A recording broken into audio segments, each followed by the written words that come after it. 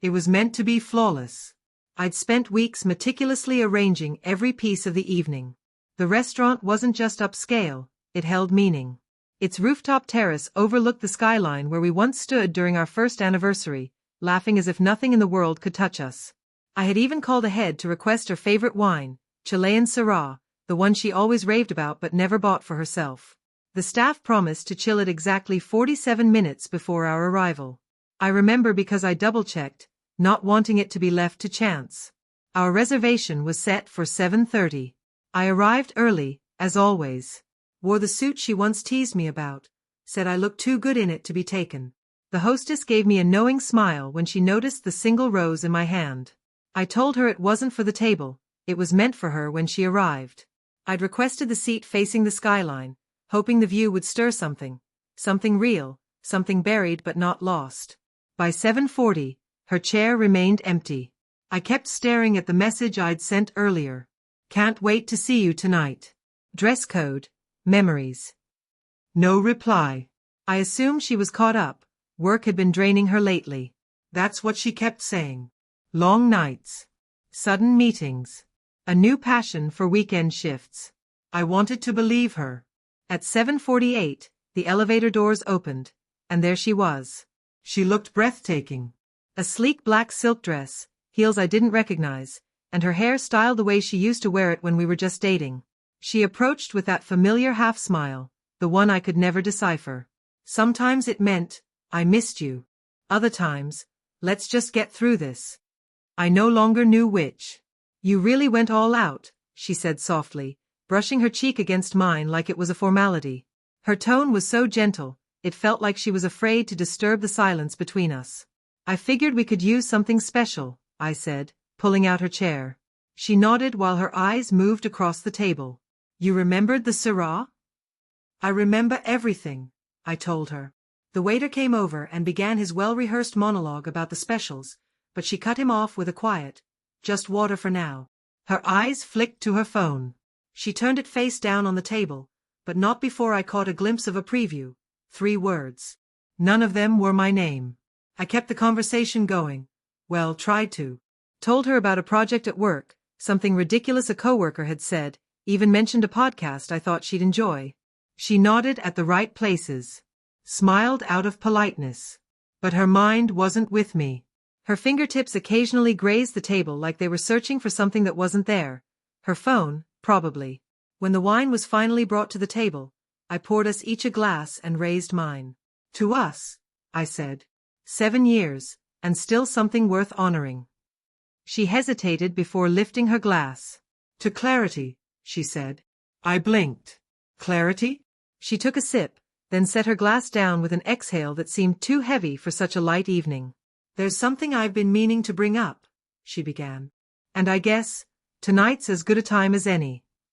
Her words were measured, like she'd practiced them, but the tremble in her voice wasn't nervousness. It was uncertainty, like someone reciting a script they weren't sure they believed. I leaned in slightly, forearms resting on the edge of the table. Okay. She held her glass by the base, rotating it slowly between her fingers. I've been thinking about us. About everything. I didn't speak. Just let her finish. I think we need a break. Her words didn't fall like a blow. They hovered there, light but jarring, suspended in the glow of 1,000 city lights behind her. A break from what? I asked. From the marriage, she said. She kept going, something about needing space, rediscovering herself, not wanting to rush into any decisions. Her voice started to drift, like background noise in a dream when someone's calling your name and you're not sure whether to wake up or roll over. She smiled slightly, like that might soften the impact. Just some time apart, she added. No legal steps, nothing formal, just a pause. A reset. She lifted her glass again. To new chapters, right? I reached into my jacket and slid an envelope onto the table beside her wine. Her smile faded. She glanced at it but didn't pick it up. What is that? I didn't answer. Just watched her hand slowly inch toward it. Because that envelope wasn't just paper. It was a mirror. And tonight, she was about to see the reflection of a man who had no plans of sitting still. She had no idea what he was ready to do next. You see, a week before that dinner, I already knew something had shifted. The signs came in threes. 3 missed dinners. 3 unanswered messages. 3 weekends filled with vague plans I wasn't included in. She told me it was work, wellness, catching up with old friends. But those explanations always came paired with a wardrobe change, a new perfume I didn't recognize, or a glow she never seemed to bring home. She wasn't just absent. She was erasing herself from the life we had. The little things disappeared first. The early morning games where she'd steal my towel while I shaved. The sweet, silly notes she'd tuck into my lunch, each one some pun that made me groan and grin at the same time. Gone. Like dust brushed beneath a rug no one planned to lift again. She thought I was too distracted to notice. She believed I trusted her stories because I didn't challenge them. But the truth? I was piecing together a timeline. Sometimes, she'd leave her email open while brushing her teeth.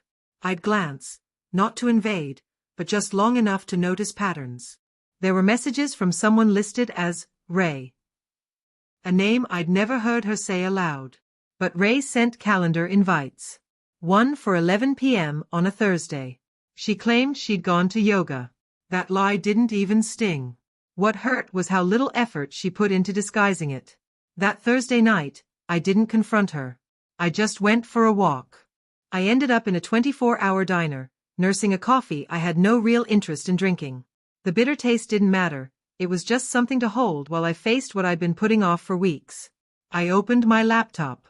Until that night, I'd held out hope. Some fragile, irrational part of me believed there was still something worth saving. But the rooftop dinner confirmed what my gut had been screaming for days. I made the call. The attorney I'd been researching for weeks answered in a calm, steady voice. He was measured, asked clear questions, and laid out options without flinching.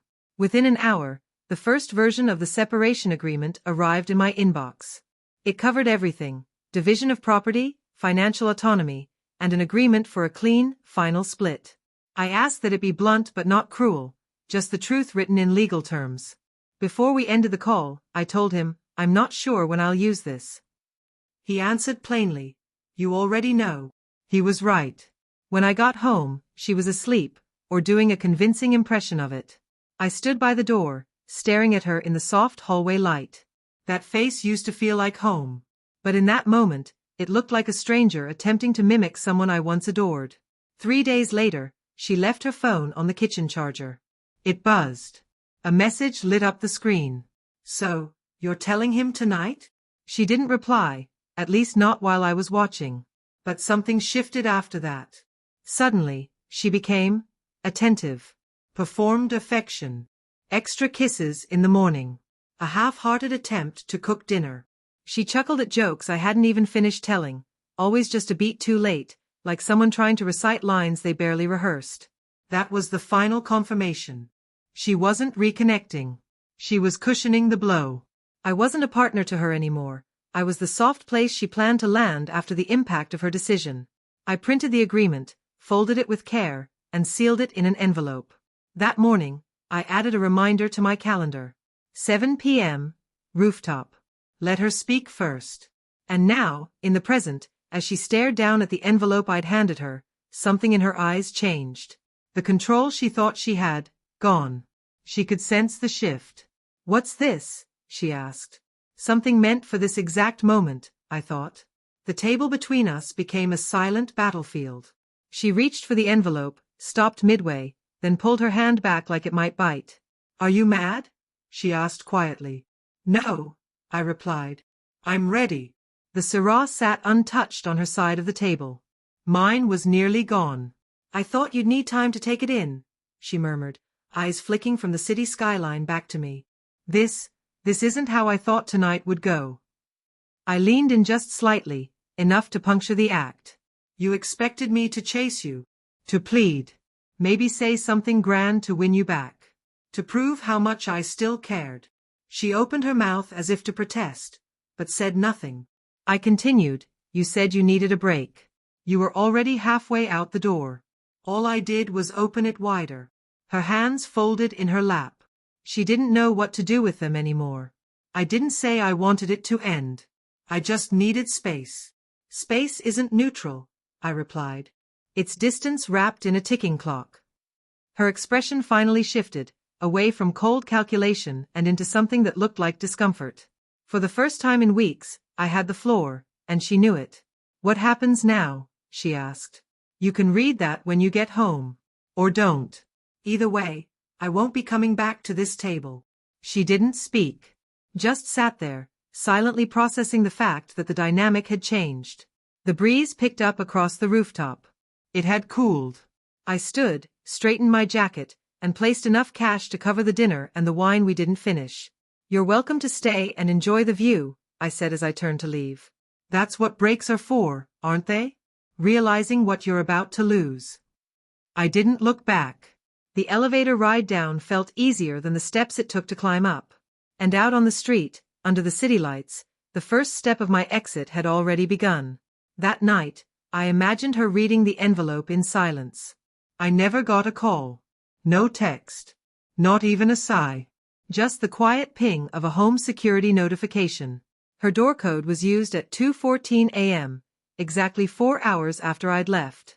She entered the house, or rather what used to be our home, on quiet feet, as if she knew that even the floor had changed beneath her. I was staying in a hotel. Nothing fancy. Just a safe place with a key that only I carried. While she unsealed that envelope, maybe expecting emotional threats or angry declarations, what she found was clarity. The first page, a signed legal notice of separation. Drafted by a lawyer whose retainer had been paid weeks ago. It was clean. Factual. No venom. It offered a straightforward proposal: divide the assets, end things amicably, no courtroom drama if resolved within 30 days. The second page cut colder. Attached were receipts, 2 hotel stays in her name within the last 6 weeks. Same hotel. Different rooms. One was during a weeknight she claimed to be out of town for training. The other? Just 2 days before our anniversary dinner. That stay included a room service tab for 2, and a spa charge signed by someone named R. Greer. I didn't know him, but she did. The third and final page was a map, call logs, timestamps, matched to GPS data from our shared cloud plan. Every location her phone had visited. The nights she said she was too tired or had a migraine. The nights I made tea and slept on the edge of the bed, trying to give her room. Turns out room meant a few blocks away, or someone else's address. She thought she was orchestrating the narrative. That her coldness, her withdrawal, her so-called boundaries, would push me into confusion or silence. But I wasn't confused. I was collecting. And none of it was about revenge. It was about resolution. The next morning, she called. I let it ring twice before answering. Her voice was smaller than usual. "You've been busy," she said. "I've been clear," I replied. A beat passed. That was low. "Which part?" I asked. "The legal notice? The receipts? Or the fact that you thought I'd just sit around while you decided how much of me you still wanted?" "You could have talked to me. I gave you every chance," I said. "But you gave your loyalty to someone named Ree." She didn't answer. The silence was louder than any excuse could have been. "I never meant to hurt you," she whispered. "Intent," I said, "is the last defense people hide behind when their choices catch up to them. Intent doesn't cover hotel receipts. Doesn't erase GPS data. And it sure as hell doesn't explain why the guy who showed up on your spa tab was calling you minutes after you told me you were asleep in our bed." Her breath hitched, soft, but there. "I made a mistake." "No," I said. "You made a choice." And I ended the call. At noon, a mutual friend texted. She'd heard the gossip. Asked if I wanted to talk. I told her no. I wasn't interested in rehashing a history I'd already filed away. Still, that message gave me perspective. If people were already talking, it meant my wife had started spinning her version, maybe about neglect. Maybe about guilt. Maybe about feeling lost. But I knew how these stories worked. She might try to make me the villain, but there wasn't one. There were only consequences. That night, I came home. She wasn't there. Half the closet was empty. Drawers, too. The bathroom counter, once crowded with an army of creams and toners, was wiped clean. She took the perfume she'd worn that night on the rooftop. Left behind the wine. I poured a glass, sat on the couch. No TV, no music. Just the quiet, the kind of silence that doesn't ache but affirms. I opened my laptop and navigated to a folder I'd titled Contingency. Inside, every document, every scanned receipt, legal breakdowns. And one draft of an email, unsent. Addressed to R. Greer. It reads simply, next time you build something with someone else's partner, make sure she's finished with the last one first. I deleted it. I didn't need him to feel anything. That wasn't the point. That night, I changed the locks. The locksmith asked casually, moving out or ending something? Neither, I replied. Just protecting what I built. He gave a small, knowing nod. She's taking a lot with her, huh? I paused. No, just the lies. Everything else stayed. When he left, I stood at the door, staring at the empty patch where her shoes used to pile up like fallen dominoes. The floor looked cleaner. Then the doorbell rang. And that's when I learned, not every story ends with someone leaving. Sometimes, the next chapter begins the moment they're gone. It was just after 9:30 p.m. The streets were quiet, the park across the way silent under the dim streetlights. I glanced at the wall screen. The motion sensor revealed a woman standing outside, arms crossed, her body half turned from the camera, unsure if she wanted to be seen at all. Tara. One of her oldest friends. We'd shared dinners, awkward double dates, even a few holidays when her own family couldn't take her in. Tara had always been the calm one, the voice of reason when everyone else was spiraling. And now, she was standing at my front door like a ghost from a chapter that refused to close. I opened the door.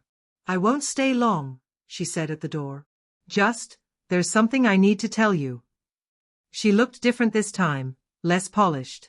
Her hair was tied back in a loose knot, sweatshirt sleeves rolled halfway up her arms, face bare and unguarded. She wasn't here to soothe. She came with weight. I stepped aside. Kitchen's warm. She followed me in, her eyes flicking to the wine bottle and the glass beside it, half full. Is that Sarah? She asked. Anniversary gift. For myself. A dry, joyless chuckle escaped her lips. Sounds about right. We sat. No greetings, no small talk. She glanced briefly toward the living room but straightened up, as if bracing herself. She's already rewriting things, she started. Said you ambushed her. That she was drowning. Claimed you'd shut down emotionally months ago. I raised a brow. She should have gone into screenwriting, not consulting. Tara didn't laugh. She told people you were distant. Cold. That you stopped trying. Said you changed. She's not wrong, I replied. I did change. Right after she did. Tara leaned forward, her fingers tracing the rim of the glass in front of her. I believed her. Until last week. That got my attention. She hesitated, then reached into her bag and slid a phone across the table. Check the messages. I saved screenshots. I picked up the phone. What stared back wasn't harmless conversation. It was coordinated. Messages between Ray, confirmed now as a man, and my wife. They'd been planning the breakup long before I ever heard the word space. Talking strategy, how to stir pity, even rehearsing how to spin it as mutual. One line froze me. If he asks why, say you lost yourself. That one always lands. I handed the phone back in silence.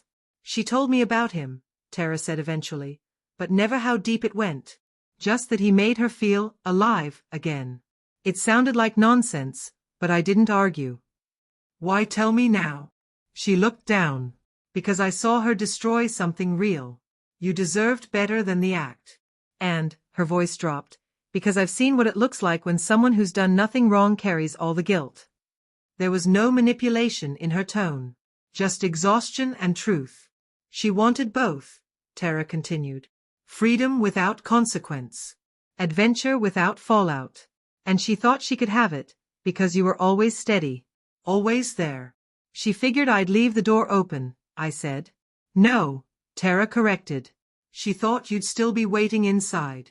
Silence settled between us again, heavy with the things neither of us could fix. Finally she asked, so what now? She left, I said. I simply agreed. You're handling this better than I imagined. I've had time to rehearse. That pulled a faint, real smile from her, the first since she stepped in. At the door, she paused. One more thing, she said. You weren't the only one she lied to. I waited. I watched. And then, she told Ray you were controlling. That she feared you'd turn vengeful. That you'd try to ruin her financially. She's good at playing victim, I said. Twists loyalty into threat. Tara nodded. She once told me, years ago, back when it seemed like a joke, that if she ever screwed up, she hoped her partner wouldn't notice until it was too late. I didn't answer. She lingered a moment longer, gave a quiet nod, and left. Later that night, I opened the bedroom safe. Inside was a folder, documents I hadn't yet acted on. The finalized separation papers, a notarized letter from my attorney outlining asset protection, and one last item, a letter. I'd written it 4 months earlier when I first sensed the unraveling. I'd poured in every thought. My doubts, my hurt, my slow acceptance that the woman sleeping next to me no longer shared the same dream. I sealed it then and promised myself I'd only read it if I ever started questioning my decision. I unfolded it now.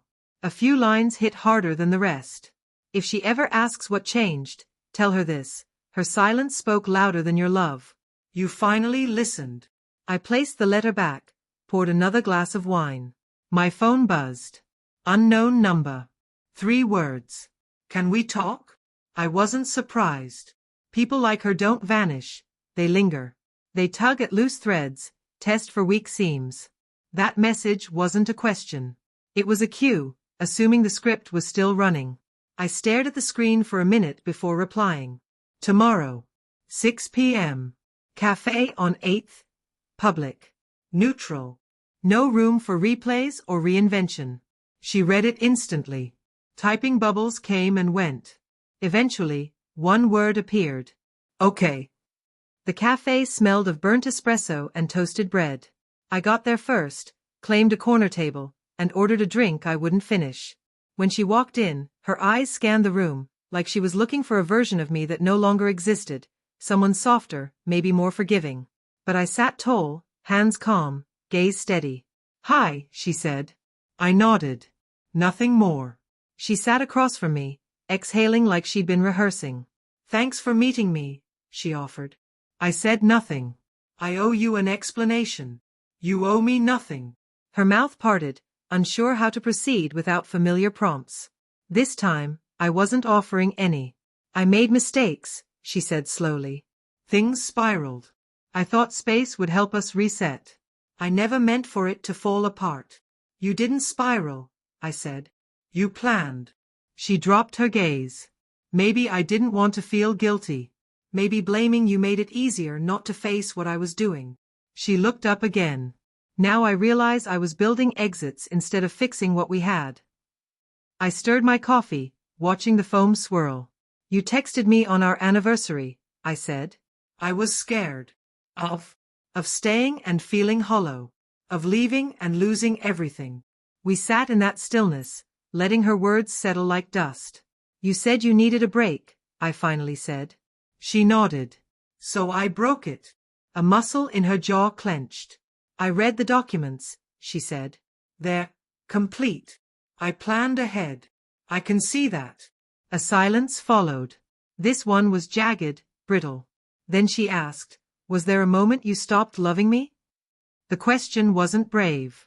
It just wanted closure. Maybe even pain. I stopped recognizing you first, I replied. Then I started seeing myself again. She swallowed hard. I thought you'd fight for us. I did, I said. Just not the way you expected. Her eyes welled. I studied her. The features were the same, but the person in front of me felt like a stranger wearing a familiar face. You once said we needed clarity, I reminded her. She nodded slowly. I remember. Well, I said, this is it. Clarity. She looked away, toward the window. People passed. She didn't see any of them. Is this really how it ends? I reached into my coat, placed a folded napkin on the table. She opened it. You never finished that toast. Beneath it. Neither did we. Her eyes closed for a long moment. When they opened, they shimmered, not with hope, but something quieter. Regret's softer sibling. Understanding. I never wanted it to end like this, she whispered. I know. She refolded the napkin, placed it on the table with care. And Tara, she began. She told you the truth. She deserves more credit than I gave her. She took a breath. I won't contest anything. I'll sign. You already did. 2 days ago. She blinked. Then laughed, a short, hollow sound. Of course. Always one step ahead. I stood. She followed. At the door, she turned. Do you think we'll ever speak again? Not now. Just someday. I stepped closer. Met her gaze. Calm, direct. I'm not angry, I said. I'm just done holding on to something you already dropped. She stood still as I left. The cafe doors swung closed behind me. Outside, the clouds had cleared. No storm left to weather. I turned the corner and let go of the breath I'd been holding for weeks. At home, the unopened bottle of Sarah waited on the counter. I poured a single glass. 2 endings, finally at peace. And with that sip, I reclaimed what she never understood I'd been protecting all along. Peace.